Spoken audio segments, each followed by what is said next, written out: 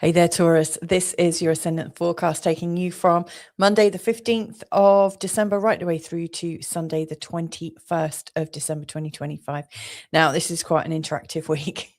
We've got, first of all, we've got Mars going into Capricorn on Monday. We've also got the exciting, I didn't quite know what word I was going to use there, but the exciting new moon in Sagittarius in a conjunction with the Galactic Centre on the 20th. And then on Sunday, the 21st, we've got the solstice, the winter solstice if you're in the northern hemisphere, or the summer solstice if you're in the southern hemisphere. So it is all go. Now, this is absolutely a busy week. We've got some really amazingly exact aspects taking place. For instance, we've got a whole heap of squares really hinting at the levels of change that we're under. You know, the old adage, you know, that if you put coal under some real pressure that you get a diamond. Well, we're going to come under this pressure, and most likely, you know, as I go through this and talk about these different squares that we're under the auspices of, you'll see that the pressure, most of the pressure that we're under right now, is coming from us and our expectations. So yeah, this is very transforming, and I think this is going to bring us to the next level. Now, if you're new to this channel, my name's Louisa. Welcome to Feel Good Astrology. Hope you like it. As ever, I'm going to start by just saying a quick thank you to people who sponsor this channel, and then move straight to the charts. So we've got these two charts right here. This is the first one, and you'll see that the moon is in the sign of Libra. Then by the end of this week, you'll see that the moon is in the sign of Capricorn. There it is. So it's moved from here to here. You'll also see that both the sun and the moon have both, sorry, the sun and Mars have both moved into the sign of Capricorn. And it seems like the energy is kind of really shifting from this 8th house and into the 9th house. When we count them from here, from 9 o'clock, this is our starting point. So 1, 2, 3, 4, 5, 6, 7, 8, 9, 10, 11, 12. So there's the 12 houses in our charts. Now, if I'm using a whole sign Western tropical model here to give you a forecast based on your ascendant sign. But if and what that means is there's one sign per house, whole sign, you know, it's like one whole sign in every house. But if when you look at your birth chart, you see that you've got the symbol for Taurus and also Gemini in your first house, then that's your clue to also listen to the sign of Gemini, because there'll be some extra resonance in that one for you as well. Anyway, so we've got these two charts over this week ahead, and I've written down from my perspective what the most important aspects are coming up. You can see we've got these two planetary changes, Mars going into Capricorn and then the sun going into Capricorn on the 21st. And, you know, if you are interested in these kind of fundamental gateways, I'm releasing a video between me and Tressa from Goddess Inspire, the channel there. She came on, well, we met earlier this week to talk about the Galactic Centre, the GC, the Galactic Centre, which is at 27, 28 degrees in the sign of Sagittarius. It's the center of our galaxy. And so the new moon in Sagittarius just happens to be aligning to the Galactic Centre. In fact, you know, when the sun passes this around 19, 20 degrees in Sagittarius, the sun is aligning to it. You know, the moon will align to it every month. We'll also have, you know, Venus and Mercury aligned to it. This year we've had Mars aligned to it. Anything that goes over these degrees is aligning to the center of the universe. Sorry, the center of our galaxy. It's a very, very mythical and mystical point. Some say it's where the source of all our knowledge and power comes from. You know, so when I'm reading this, I'm considering that this is the source of our power. So this new moon could be connected to God energy. If, you know, the way you see the world is that God is at the center of things. If you use the word source, we're going back to source energy. So this is a very, very powerful new moon. And interestingly, straight after, because the moon moves faster, we've got this new moon, then the moon goes into the sign of Capricorn, and then the next day, the sun comes into the sign of Capricorn. So Yeah, this is, and this point here where Mars is right at the start of the week, this is our winter solstice point in the northern hemisphere, or the summer solstice point in the southern hemisphere. What this means is we're about to have a fundamental flip. So in the northern hemisphere, we're having our longest night of the year. In the southern hemisphere, they're having the longest day. But essentially, our access to light and dark is changing. We are coming into a different time, and our bodies register this. And so, yeah, there is this kind of, we are going up a gear. Something is changing. Now, the sign of Sagittarius is actually quite mythical and is about truth and is really questing. It really carries this optimistic, enthusiastic energy for a sort of philosophical understanding of things. Sagittarius is really looking into the future and really wanting to piece everything together.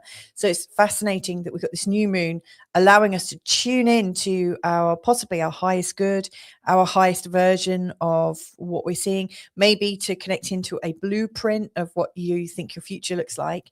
And then we're going into the Capricorn energy, which is practical, which is hands-on, which is grounded, and is manifesting. So, this particular gateway from the 19th to the 21st is absolutely taking our greatest dreams and helping to ground them.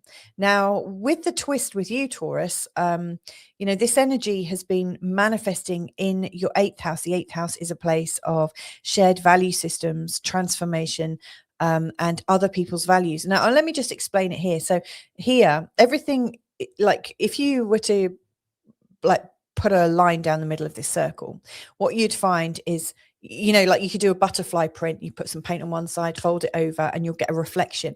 And so the first house here represents everything to do with you. The reflection of this is the 7th house, which is everything to do with everyone else. And you see yourself via the polarity, with other people. So you see other people mirroring back things that maybe you don't see about yourself. The 2nd house is our income, our resources, our earnings, and how we value ourselves. The 8th house is how other people see us, how other people deal with money and other people's earnings. And so the 8th house really, I think, is a very strong house, which can cause some real misconceptions, but it brings up, what you plus another person value collectively. And so it can be quite triggering, because sometimes how we value ourselves is very different. We get to learn how other people value us in the 8th house. We also realize how we judge other people. So it can be a real judgment fest. I think guilt, blame, shame, anger, resentment all kind of live here, and they come up to be dealt with. So we deal with other people's expectations, what we feel they put on us. And it also shows us how you're working with not just your own resources, but other people's resources. So in a partnership, in a family, what is the inheritance? What are you inheriting from the people around you, and what are you using? So it's a very, very intense place. And so to have a lot of questing energy going on here, because it's Sagittarius, then this new moon, followed by us coming into Capricorn in the 9th house, which for you represents freedom and adventure, and actually taking a stand about feeling freer.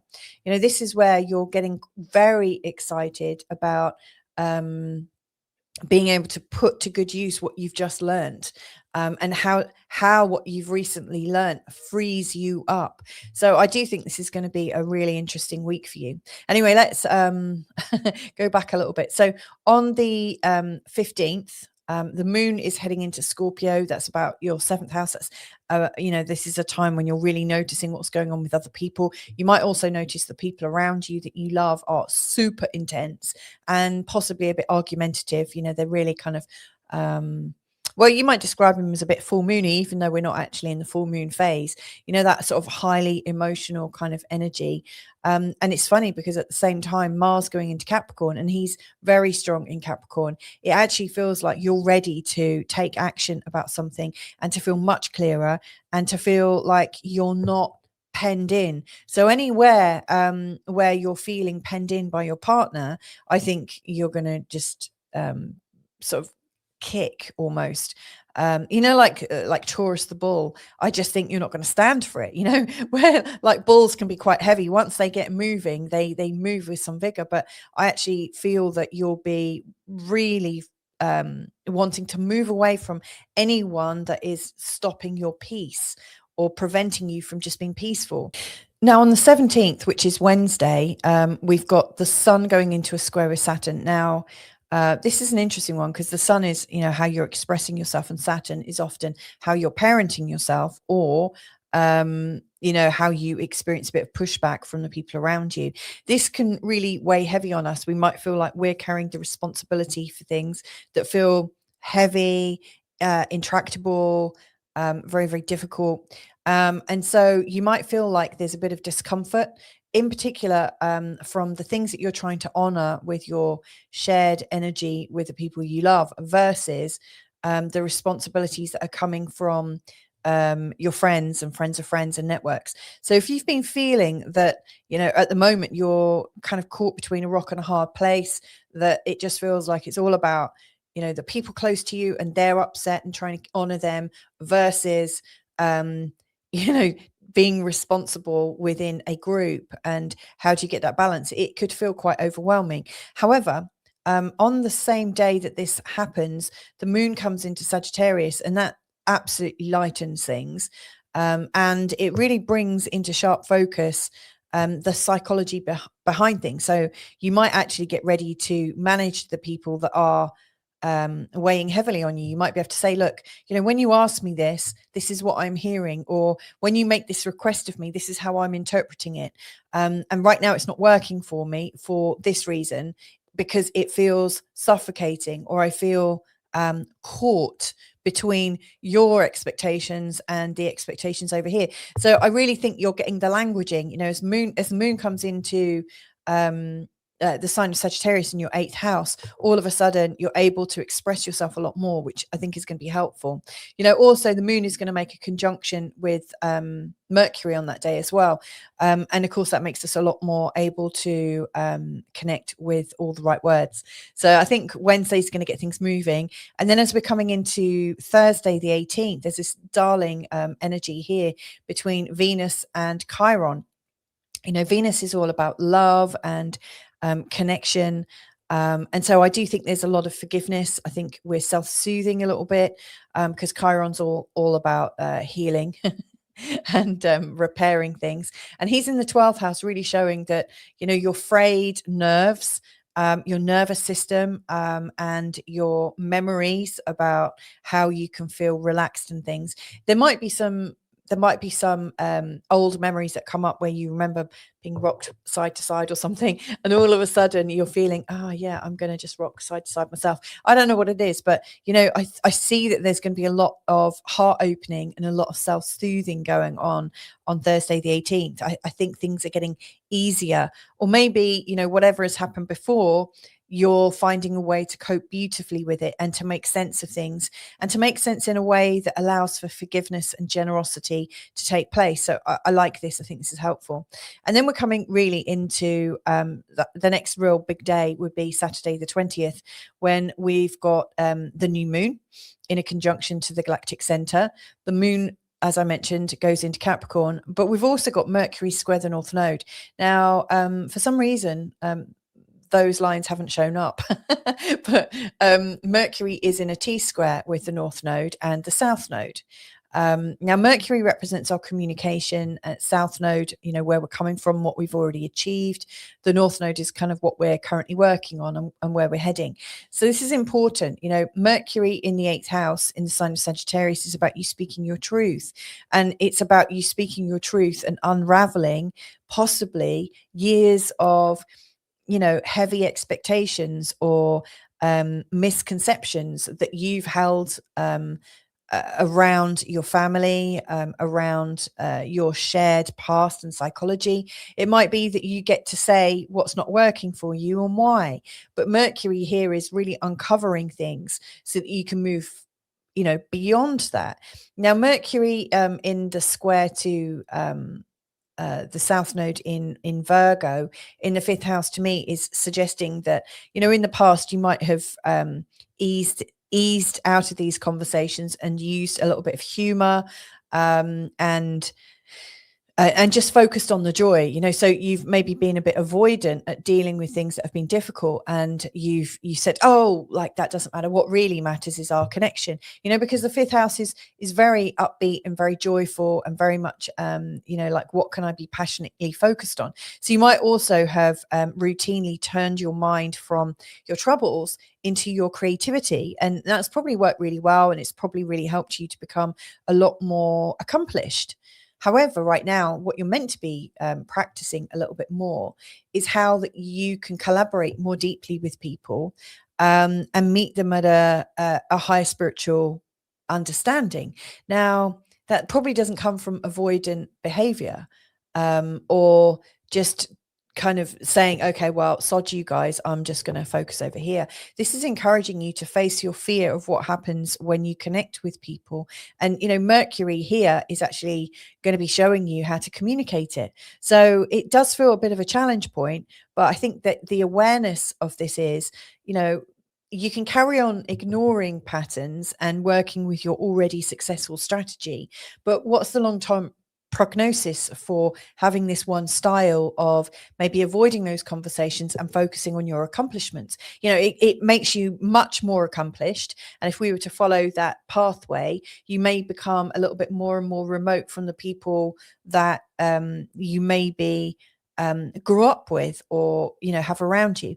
And you know, it might not go well. I mean, you might learn things and it goes really badly, but so there's always a risk. But I think on Thursday, one of the biggest, on Saturday at the time of the new moon, one of the biggest learnings is maybe there is another way, and maybe if I try it, I might fail. However, at the same time, I might succeed. I'm going to learn loads of lessons around this. And of course, when we're learning lessons, we do a whole range of outcomes happen, you know, like failure, which you could actually just say, okay, that didn't work as well as I wanted. It gave a result that I wasn't quite happy with. But, you know, the more you're being informed in different ways, the richer the seam of experience you're getting. So this new moon in the 8th house, I think, is unlocking how you are with your family and your friends in such a way that you can have a much stronger and richer relationship. And, you know, with the connection with the Galactic Centre, I think you could bring back wisdom that is not really of this earth. I think you can have an understanding of how to work with people. That doesn't mean you cut yourself off. That doesn't mean that you kind of cut yourself off to kind of spite them as well. You know, this is how everyone can, I hate to say win-win, but this could be a time when you find a way to honor yourself and also honor the people around you. And also on this theme, you know, with the Galactic Centre, new moon, you might also ask your ancestors. You know, the 8th house is very ancestral. So you might, around the time of the new moon, make a commitment to yourself to be the leading edge of your ancestors and to pick up on all the things that they've learned. Maybe I know when I was pregnant with all 3 of my children, every time I would have a big bath, that was my cue. You know, like some people might just go to bed and say, before I go to bed, I'm going to say my prayers or meditate or something.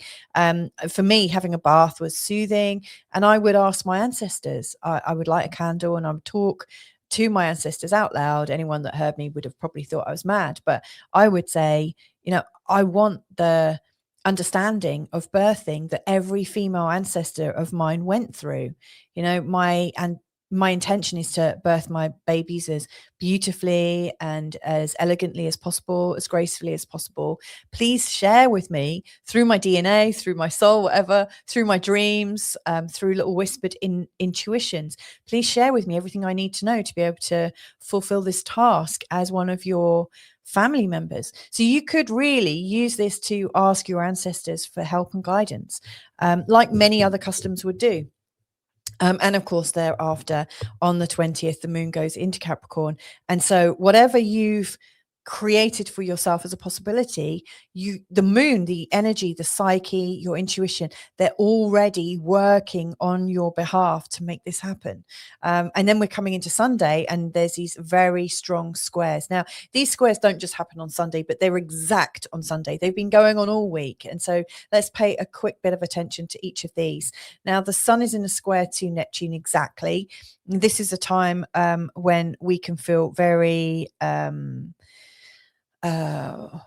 when we can feel that everything is illusionary. You might feel that what do I even know, and you start to doubt yourself. I think self-doubt is a real Neptune and Sun square issue. Recently, actually, I had a beautiful astrologer called Frida Josephson who spoke on my channel, and she was talking about fashion and but fashion of creative types. And she was saying, like there's a real kind of lost energy with this sun in a square to Neptune. Right now I have Neptune in a square to my sun, my natal sun. Oh, my natal sun's here, by the way.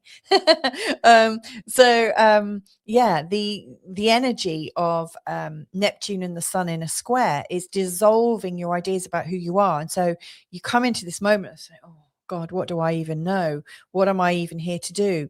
This is a dissolution of the ideas and responsibilities that maybe you've created for yourself. It's time to let some of these things go. So this is almost like the Harry Potter sorting hat. You're really working out what's not you, because what persists is what is actually you, if that makes sense. So that's going on. It's been going on all week.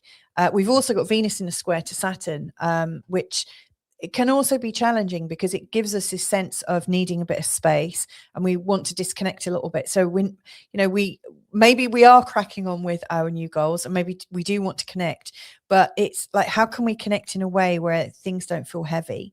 How can we connect in a way where we don't feel isolated? Isolation is definitely something that I see in pairings with Venus and Saturn, in particular, in challenging pairings. In my birth chart, I've got them in an opposition. I can absolutely attest to how that makes you feel like you're isolated or an outsider. So you might also feel, not only are you like, oh, who am I anyway? And oh my God, I can't even connect to people. And then the last one is Jupiter square Chiron, which has been working and active for months. And for some reason, I haven't got this square drawn in either. But Chiron and Jupiter have been working in a square energy for months. And in this particular forecast, like they are exact. And Chiron is really emphasizing, and has been emphasizing in your chart for a long time, that worry that maybe there's something wrong with you, in your brain. Maybe you're not wired correctly. And so Jupiter in his square is really emphasizing anything that has caused you to doubt yourself. Now, whilst that sounds almost like a cruel trick, it's not. It's there so you really hear it, you really see it, and you might actually see it from people around you in your local community. But the clues are coming in anywhere where you're feeling uncomfortable right now. It's really emphasized so you get the meaning of it. You're not going to forget that it's a problem. It comes up, and that's giving you the knowledge of, okay, this is something I need to deal with now. And you can see it fully. See, for me, I know I won't ever really get on with anything until I can clearly grab it and really get my mitts around it, get my head around it. And this, I think, is to allow you to see what you're dealing with so you can get your head around it. And of course, then we go into the new season. The sun goes into Capricorn, and that new level of clarity comes in. So I think this is quite exciting. Definitely it means business. And if you want to know even more about this right now, you can join my community. It's completely free. I've just changed it. So it's like my Christmas gift to you. I do Monday to Friday forecasts, which I look at all of this, but even deeper, from the moon's perspective, like what aspects is the moon making each day. And I also put asteroids in there. And then once a week as well, there are 12 different forecasts according to your sign. So for instance, there are 12 love forecasts, relationship and connection forecasts, and also 12 career, money and ambition forecasts. So if you would like that and so much more, then come and join my community on School for free. And then you can get access to those as well, which could be helpful. And if you are interested in the galactic conversation that I had with Tressa from Goddess Inspire, watch out for my new moon and Galactic Centre video that I'll be releasing very shortly. So anyway, have a beautiful time. Have a wonderful new moon and a new start to the season. I just think this weekend of wrapping it up, not this weekend, this week of wrapping things up is going to be very, very strong and special. So anyway, loads of love. Take care and catch up with you all soon. Bye for now.